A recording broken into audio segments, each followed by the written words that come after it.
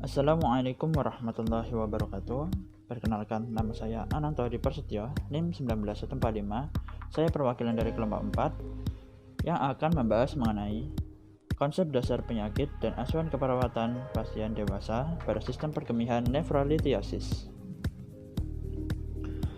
Berikut adalah anggota kelompok 4. Yang pertama, Nuha Alia Nur Azizah, kemudian Ferdiana Saritidar, kemudian Maharani Sekar Putri, dan saya sendiri Ananto Adi Prasetyo. Nefrolithiasis. Nefrolithiasis mengandung definisi yaitu adanya endapan dalam ginjal atau organ lain yang berada pada saluran perkemihan seperti ureter, kandung kemih, dan uretra. Nefrolithiasis berupa material keras menyerupai batu yang terbentuk di dalam saluran perkemihan. Dapat terbentuk karena sisa-sisa zat-zat limbah di dalam darah yang disaring oleh ginjal, yang kemudian terjadi pengendapan dan mengkristal seiring berjalannya waktu. Nefrolithiasis sendiri dapat digolongkan ke dalam beberapa kelompok menurut komposisi yang ada di dalamnya. Di antaranya adalah batu kalsium. Batu kalsium ini sering dijumpai dalam kasus batu ginjal. Kandungannya biasanya kalium oksalat, kalium fosfat, atau campuran keduanya. Kemudian ada batu strofit, terbentuk akibat adanya infeksi saluran kemih.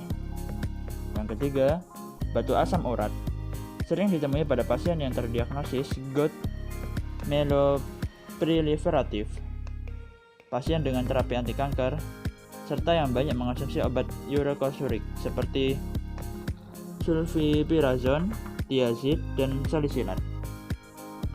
Dan yang terakhir, batu jenis lain seperti sistin, batu xanthine, batu triamterem, dan batu silikat merupakan jenis batu yang jarang ditemukan dalam kasus. Etiologi. Terjadinya pembentukan batu ginjal atau nefrolithiasis dapat dipengaruhi oleh banyak faktor yang terbagi ke dalam faktor intrinsik dan ekstrinsik. Faktor intrinsik dibagi menjadi 3, yaitu dipengaruhi oleh usia, jenis kelamin, dan keturunan. Sedangkan pada faktor ekstrinsik sendiri dapat dilihat dari segi kondisi geografis, iklim, pola hidup harian, asupan makanan yang dimakan sehari-hari, serta bahan kimia yang ikut terlarut dalam air yang masuk bersama makanan dan minuman. Tanda dan gejala sendiri dibagi menjadi 2. Yang pertama, gejala utama. Tanda dan gejala yang muncul pada penyakit ini sering terjadi ketika keadaan endapan kristal tersebut sudah membesar. Tanda dan gejalanya meliputi sering buang air kecil, terasa sakit ketika buang air kecil di bagian perkemihan, dan kencing yang keluar memiliki frekuensi yang sedikit atau bahkan tidak keluar sama sekali. Kemudian gejala umum. Gejala umum yang muncul akibat tanda gejala utama seperti mual, muntah, demam, hematuria, pluria, dan tinjau dari frekuensi serta urgensinya. Kemudian pemeriksaan penunjang. Pemeriksaan penunjang ini dilakukan untuk menegakkan atau mengkonfirmasi diagnosis pasien.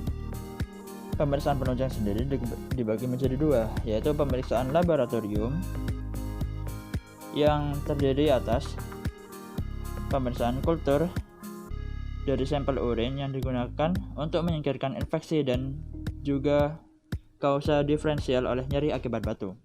Kemudian ada tes darah, yaitu mengetes berapa banyak sel darah putih yang terindikasi di dalam darah. Kemudian pengumpulan urin selama 24 jam sebagai pengukur volume total urin harian, dan mengecek kandungan yang ada di dalam urin seperti magnesium, sodium, asam urat, kalsium, sitrat, oksalat, dan fosfat.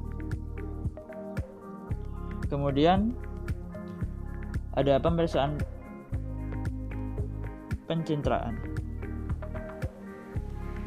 dibagi menjadi 4, yaitu ultrasonografi atau USG berfungsi untuk melihat hydranofrosis atau pembengkakan ginjal, kemudian batu aliran flow urin. Pemeriksaan ini juga dapat melihat adanya batu pada calyx atau pelvis dan UPG. Kemudian yang kedua, box atau cup yang digunakan untuk mendeteksi batu kalsium yang padat. Selain itu, digunakan untuk melihat lokasi batu pada anatomi ginjal. Kemudian ada EVP atau pilografi intravena dengan syarat bun dan creatinine serum dalam keadaan normal. Teknik ini dapat melihat ukuran, letak serta obstruksi batu untuk batu yang bersifat tidak tembus sinar, serta mendeteksi fungsi ekskresi ginjal. Dan yang terakhir, pemeriksaan CT atau CAT merupakan X-ray khusus yang tidak memerlukan penggunaan intravena dan hampir semua batu dapat terdeteksi oleh CT. Kemudian, penata-laksanaan medis secara farmakologis melarutkan nefrolithiasis atau batu ginjal dengan menggunakan metode farmakologis hanya dilakukan untuk batu asam urat, dan mengenai kandungan batu perlu adanya informasi guna menentukan pilihan terapi yang tepat. Pelaksanaan farmakologi yang dapat dilakukan meliputi terapi konservatif atau TEM, kemudian manajemen rasa nyeri pada kolik dapat diberikan simpatolitik, antiprostaglandin, analgesik, juga dengan melakukan pemantauan rutin setiap seminggu sekali selama 6 minggu dengan tujuan menilai posisi batu serta derajat hidronefrosis. Untuk pemeriksaan farmakologis dapat dilakukan untuk mendiagnosis secara klinis apakah penyakit yang didiagnosa adalah nefrolithiasis atau batu ureter. Untuk pemeriksaannya sendiri ada 3, yaitu prosedur operasi yang mayoritas penyakit nefrolithiasis diberikan tata laksana berupa operasi ISWL atau extracorporeal shockwave lithotripsy, PNC atau percutaneous nephrolithotomy, uteroskopi, serta OSN dengan teknik Kemudian ada nephrolithotomy perkutan atau PNL, merupakan prosedur standar yang digunakan untuk mengangkat batu ginjal dengan ukuran besar dengan menggunakan metode lithotripsy intrakorporal. Kemudian ada ureteroskopi, merupakan sebuah prosedur yang dilakukan untuk mendeteksi batu ginjal tanpa melakukan pembedahan. Alat yang digunakan dalam prosedur ini adalah endoskopi semi-rigid atau fleksibel dengan ukuran kecil sekitar kurang dari 30 mm dengan cara memasukkan alat ini ke dalam ureter. Berikut ada video mengenai prosedur PNCL.